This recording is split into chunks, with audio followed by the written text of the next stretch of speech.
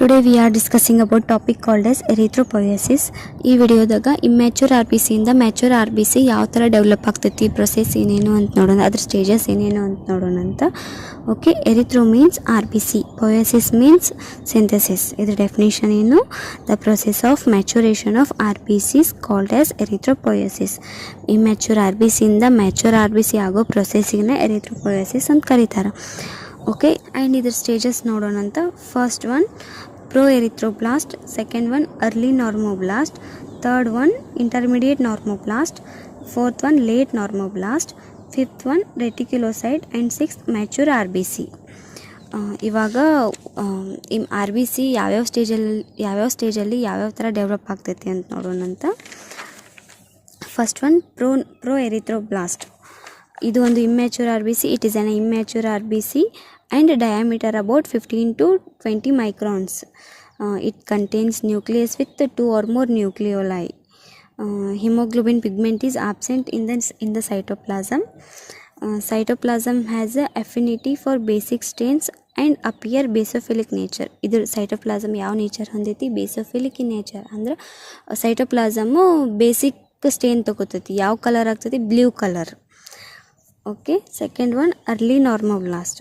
It is also immature RBC, diameter about 12 to 15 microns. Nucleus is present but nucleoli will disappear. Nucleoli early normoblast stage ಬಂದಾಗ nucleoli disappear ಆಗ್ತೈತಿ. Hemoglobin pigment is also absent in the cytoplasm.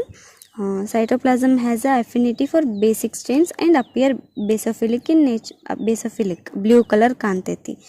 Okay. Third one intermediate normoblast. It is also immature RBC, diameter about 10 to 12 microns. Nucleus is present.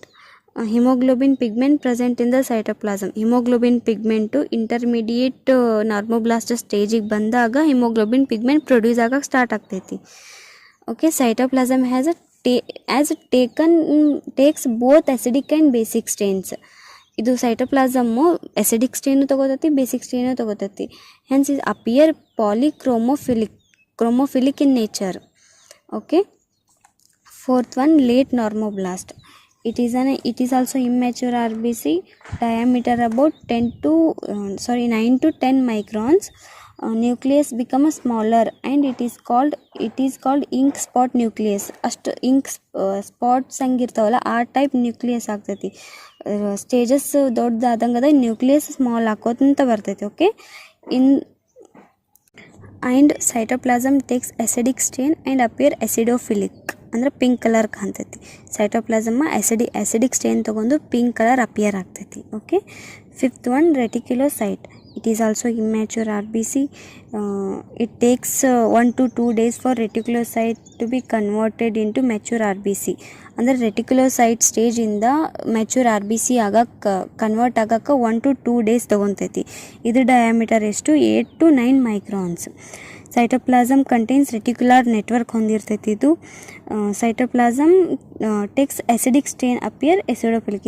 ಇದು pink ಕಲರೇ ಕಾಣ್ತೈತಿ.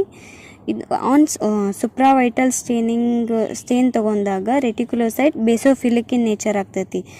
Only supravital ಸ್ಟೇನಿಗೆ ಅಷ್ಟೇ basophilic in nature. Okay, sixth one mature R B C. ಇದ್ರ diameter ಎಷ್ಟು? 7.2 microns. Shape biconcave shape ಇರುತ್ತೆ. Blood R B C ಶೇಪಿನ biconcave. Nucleus absent ಇರುತ್ತೆ, nucleus ಪೂರ ಹೋಗಿರುತ್ತೆ. Cytoplasm contains haemoglobin which forms 95% of weight of RBC. Cytoplasm haemoglobin ಹೊಂದಿರ್ತೈತಿ. Cytoplasm takes acidic stain. ಇದು acidic stain ತೊಗೊತೈತಿ, ಪಿಂಕ್ ಕಲರ್ ಅಪಿಯರ್ ಆಗ್ತೈತಿ. Thank you.